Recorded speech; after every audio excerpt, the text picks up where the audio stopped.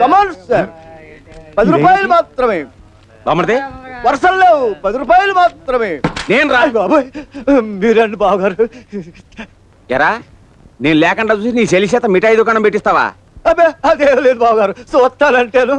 చూస్తానంటే morning show నుంచి second షోగా టికెట్ల మెత్తవరా నువ్వు? అది మహాపతివ్రతరా, చిన్నప్పటి నుంచి నన్నే నమ్ముకుంది. దాన్ని ముట్టుకుంటే శాస్తారు. ఎలానే ఎల్లండ్రా పాపా చిన్నప్ప.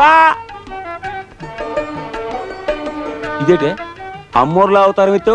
అది కాదు బావా, నువ్వు నాకు అమెరికా నుంచి తెచ్చిచ్చి నీ నెక్లెస్ అందరికి చూపిద్దాం. చంపేస్తా. అది ఏకాంతంలో ఉన్నప్పుడు నేను ఒక్కనే చూడడానికి నాకు ఇచ్చే. ఎలాగోటి పెద్దానికి ఇదిగో అంత డబ్బు పోసుకున్న నగ మీద అందరి కళ్ళు పడితే నా కడుపు కాలిపోదు.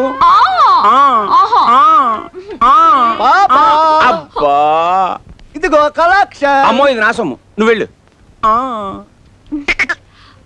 ఉడకలో పానకంలాగా ఇంకా ఇట్లా నువ్వు వెళ్ళే. నా కమిషన్. ఆడపిల్ల సొమ్ము తింటే అరగదు. వెళ్ళే, తలుపు మూసేళ్ళు. ఏంటమ్మా వాసుబాబు కూతురా? పేరేంటన్నారండి? నా పేరేనయ్యా, సీతారామమ్మా. రావమ్మ లక్ష్మమ్మ కాదు, సీత. అలాగే సీత కూసు. ఏంటమ్మా, ఏంటి మీ నాన్నకి దేశం రాడేంటి? మమ్మల్ని అంత మర్చిపోయాడా? తెలుగు వచ్చా? వచ్చండి, మిమ్మల్ని ఎలా మర్చిపోతారండి? ఎప్పుడు మీ ఊసులే చెప్తారండి. ఓర్ని, మీ తాతయ్య పేరే కాదు భాష కూడా నీకు వంట పట్టేసింది. ఇదిగో సీతమ్మా, మీ తాతయ్య గారి కోపం వచ్చినప్పుడు పొలం గట్టు మీద నిలబడి నోరు ఇప్పాడంటే ఉభయ గోదావరి జిల్లాలో గలగల పారిపోవాల్సిందే. ఏంటంటారండి? సరే గాని ఆడవయ్యా. ఆడతానండి బాబు, మాట్లాడుతున్నాను కదా. మనకు సిక్కు ఉందండి, చెయ్యి ఆడితే నోరు ఆడదండి, నోరు ఆడితే చెయ్యి ఆడదండి. ఉండండి.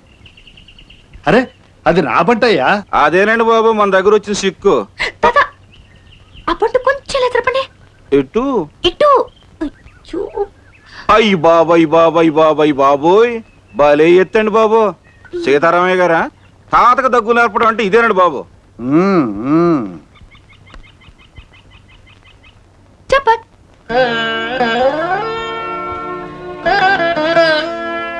చెప్పక్ చెప్పక్.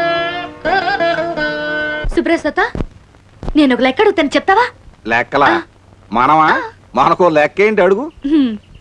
ఈ చదరంగం గళ్ళలో మొదటి గడికి 1 రూపాయి, రెండో గళ్ళలో 2 రూపాయలు, మూడో గళ్ళలో 4 రూపాయలు, అలా ఒక్కో గడికి రెట్టింపు చేసుకుంటూ పోతే చివరి గళ్ళలో ఎన్ని రూపాయలు పెట్టాలి చెప్పు. ఇదో పెద్ద లెక్క. 100 110 అవుద్ది. ఏంటండి? బాలేటోడివే సుబ్బరాజు, నీకు గాని మతం అయింది ఏంటయ్యా? చివరి గడి వచ్చేసరికి మొత్తం సీతారాంపురం అమ్మేసిన అవి చాలదు. నీ దగ్గర లెక్కలు ఎక్కువ ఆటాడు. అయ్యి బాబోయ్. సీతమ్మా, నేను చెప్పానా మీ తాతకు గాని కోపం వచ్చిందంటే మాతృభాషలో దిగిపోతాడని? దిగిపోయాడు. ఇక నీ చేతితో ఆట కట్టించు.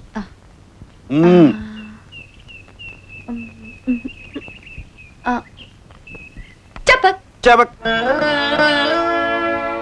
అయ్యి బాబా అమెరికా మనవరాలు, తాతయ్య మీసాలట్టుగా ఆడించడానికి వచ్చేవేంటి?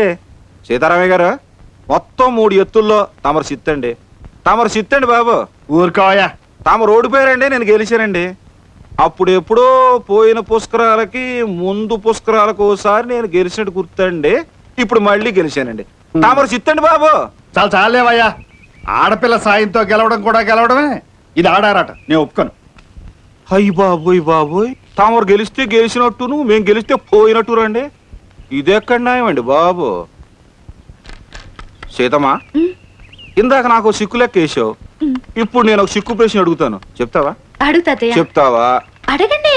ముక్కంటి కాని శంకరుడు గాడు, ఉక్కు కవచం ఉంది కాని యుద్ధానికి వెళ్ళడం, గుండేమో పాపికొండ, కడుపేమో పాలకొండ. ఏంటో చెప్పు.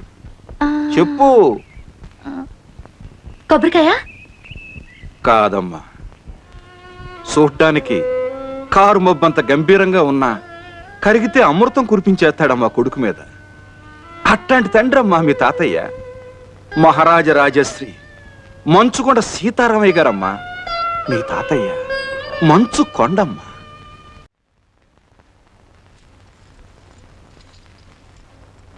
సీత ఎక్కడా? ఏమండి, ఎందుకు? ముందు ఎక్కడుందో రమ్మను.